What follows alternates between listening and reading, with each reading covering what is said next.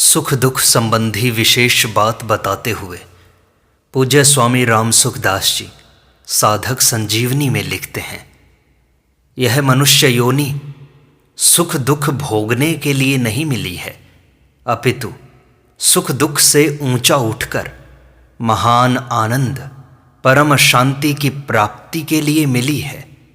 जिस आनंद सुख शांति के प्राप्त होने के बाद और कुछ भी प्राप्त करना बाकी नहीं रहता। अगर अनुकूल वस्तु व्यक्ति परिस्थिति इत्यादि के होने में अथवा उनकी संभावना में हम सुखी होंगे, अर्थात हमारे भीतर अनुकूल वस्तु व्यक्ति इत्यादि को प्राप्त करने की कामना या लोलुपता रहेगी, तो हम अनुकूलता का सदुपयोग नहीं कर सकेंगे। अनुकूलता का सदुपयोग करने की सामर्थ्य शक्ति हमें प्राप्त नहीं हो सकेगी, कारण कि अनुकूलता का सदुपयोग करने की शक्ति अनुकूलता के भोग में खर्च हो जाएगी, जिससे अनुकूलता का सदुपयोग नहीं होगा किंतु भोग होगा। इसी रीति से प्रतिकूल वस्तु व्यक्ति परिस्थिति घटना क्रिया इत्यादि के आने पर अथवा उनकी आशंका से हम दुखी होंगे तो प्रतिकूलता का सदुपयोग नहीं होगा किंतु उनका भोग होगा।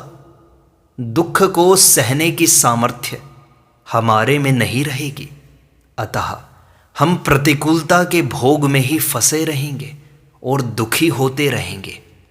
अगर अनुकूल वस्तु व्यक्ति परिस्थिति घटना इत्यादि के प्राप्त होने पर सुख सामग्री का अपने सुख आराम सुविधा के लिए उपयोग करेंगे, उससे राजी हो जाएंगे, तो यह अनुकूलता का भोग हुआ। परंतु निर्वाह बुद्धि से उपयोग करते हुए उस सुख सामग्री को अभावग्रस्तों की सेवा में लगा दें तो यह अनुकूलता का सदुपयोग हुआ। अतः सुख सामग्री को दुखियों की ही समझें, उसमें दुखियों का ही हक है। मान लो कि हम लखपति हैं तो हमें लखपति होने का सुख होता है, अभिमान होता है, परंतु यह सब तब होता है जब हमारे सामने कोई लखपति ना हो। अगर हमारे सामने हमारे देखने सुनने में जो आते हैं वे सब के सब करोड़पति हों तो क्या हमें लखपति होने का सुख मिलेगा? बिल्कुल नहीं मिलेगा। अतः हमें लखपति होने का सुख तो अभावग्रस्तों ने दरिद्रों ने ही दिया है।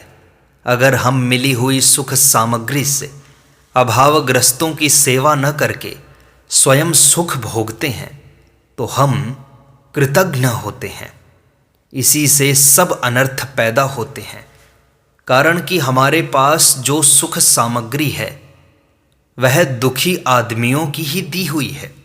अतः उस सुख सामग्री को दुखियों की सेवा में लगा देना हमारा कर्तव्य है।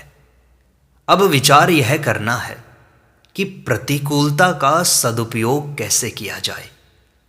दुख का कारण सुख की इच्छा आशा ही है।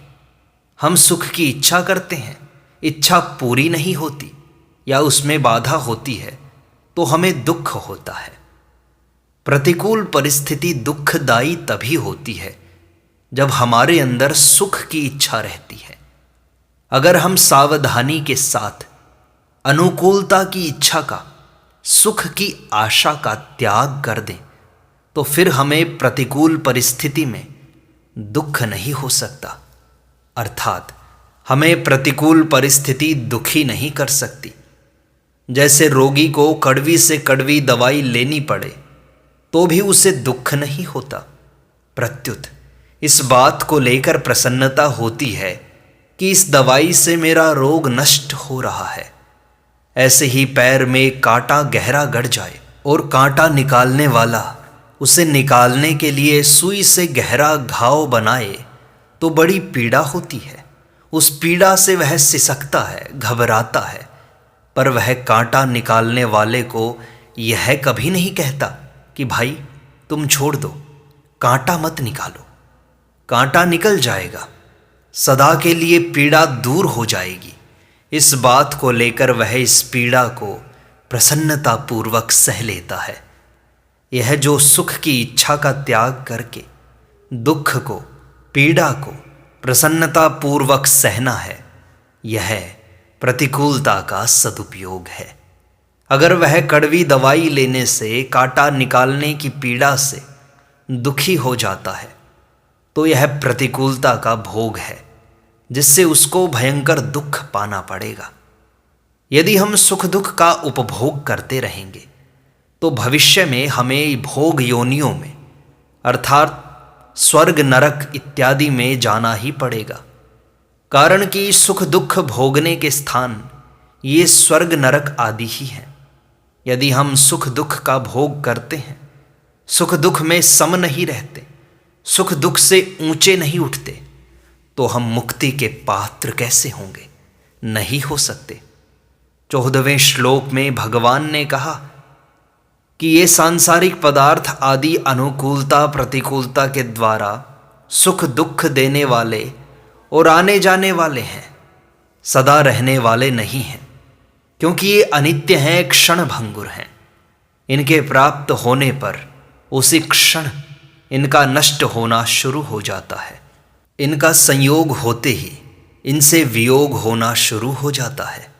ये पहले नहीं थे, बाद में नहीं रहेंगे और वर्तमान में भी प्रतिक्षण अभाव में जा रहे हैं। इनको भोग कर हम केवल अपना स्वभाव बिगाड़ रहे हैं। बस सुख दुख के भोगी बनते जा रहे हैं, बनते जा रहे हैं। सुख दुख के भोगी बनकर हम भोग योनि के ही पात्र बनते जा रहे हैं। फिर हमें मुक्ति कैसे मिलेगी? हमें भोग की ही रुचि है तो भगवान हमें मुक्ति कैसे देंगे? पहले मुक्ति की रुचि तो हमारे अंदर पैदा हो जाए, तभी तो भगवान हमें मुक्ति देंगे। इस प्रकार यदि हम सुख दुख का उपभोग न करके उनका सदुपयोग करेंगे तो हम सुख दुख से पार जाकर, उनसे ऊंचे उठकर महान आनंद का, परमात्मा आनंद का अनुभव कर सकेंगे।